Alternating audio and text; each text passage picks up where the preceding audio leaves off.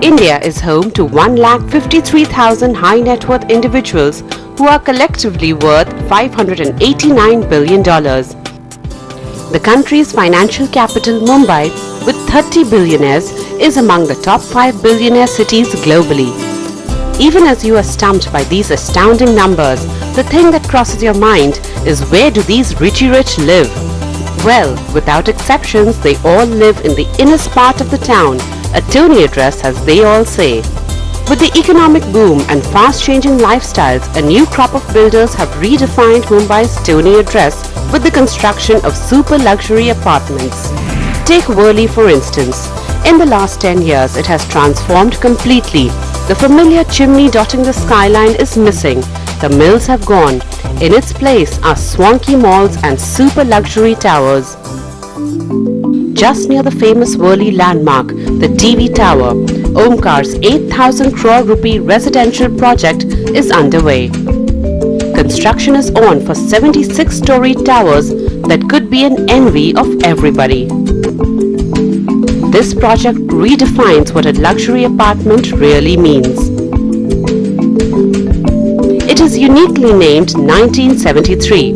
Well, that number stands for Mumbai's geographical locations, 19 degrees latitude and 73 degrees longitude.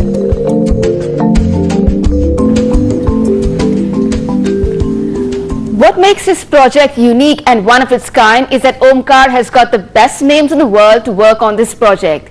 Clearly, they're keen to redefine taste, redefine class. And so they've got the leading architect, structural and interior designer from London.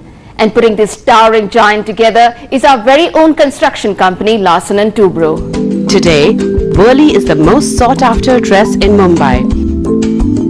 What makes it unique is its sea view, and this has been made more beautiful with the artistic construction of the Bandra Worli Sea Link. Omkar 1973 residents get a magnificent view of the sea. This 300-meter high, 3 towers complex will house 400 apartments. Apartments will admeasure anywhere from 2,500 square feet to 18,200 square feet.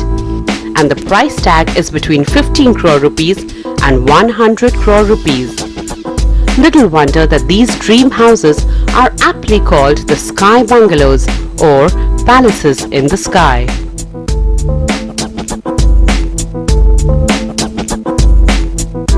Each resident of 1973 will have an uninterrupted view of the sea, as the first habitable unit will start at the 16th floor or 70 meters above ground floor.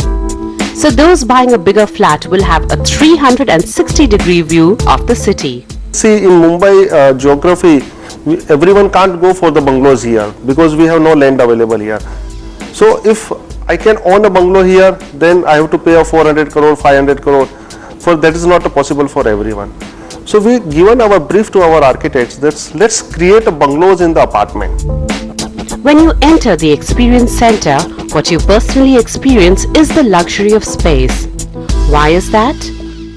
Michael Cook of Bureau Happold of UK, the structural consultants to Omkar 1973, who have designed marquee projects like the British Museum in London, inside which I take this interview, tells us what makes the Omkar structure unique.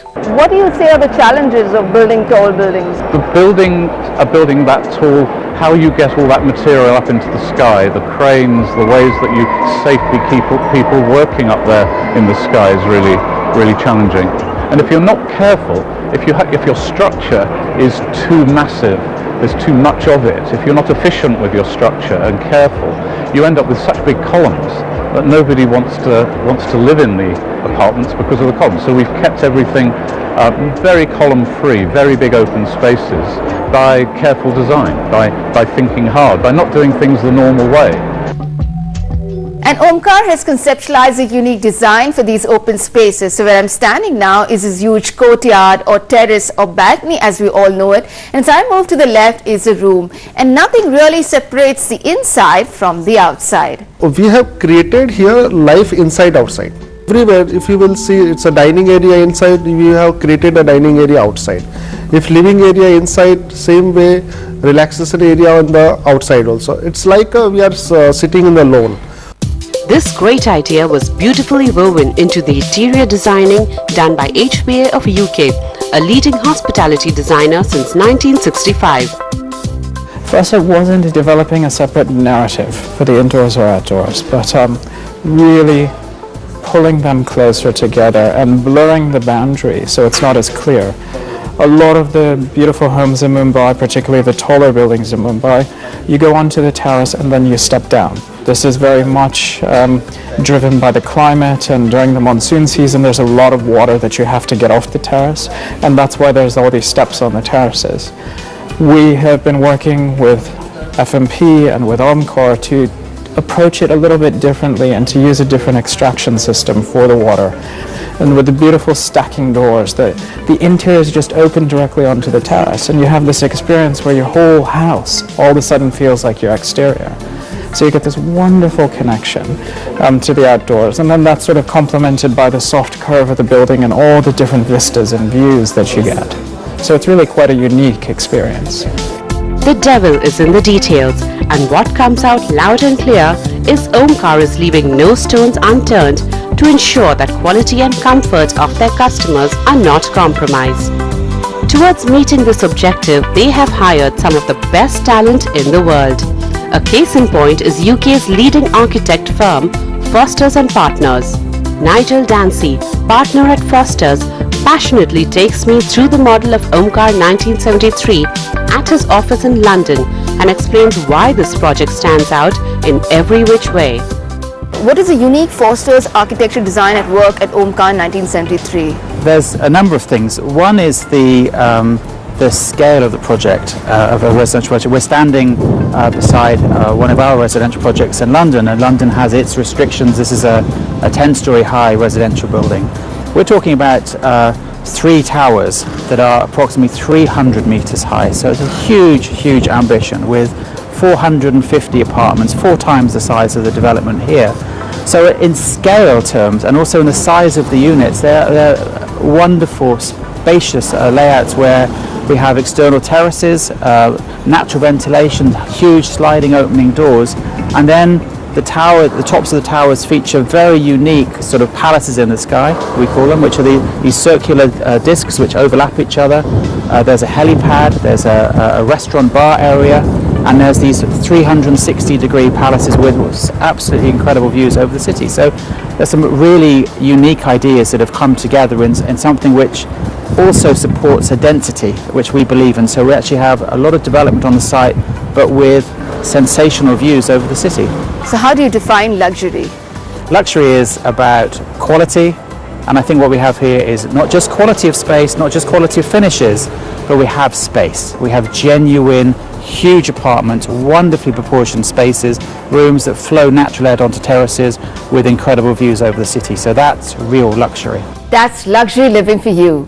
We need to take a short break, but coming up on the other side, I will walk you through the kind of amenities that Omkar 1973 offers.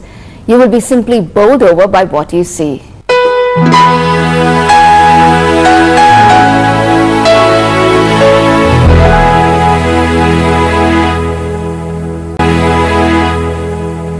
I think the thing with the very rich is they have choices, and I think we offer them a fantastic choice to live in the sky for one of their homes probably. And you know, these are family units, they're big units, they have choices, and if they were living in Monaco, or they had homes in Hong Kong, or they had homes elsewhere in the world, they may have a range of different places they would like to live in. But I think in Mumbai, this has got to be the #1 address. So who is going to stay in this #1 address? Who is the architect and interior designer kept in mind while designing Omkar 1973? What is the profile of people who will be staying in these luxurious sky villas? It is for the metropolitan connoisseur.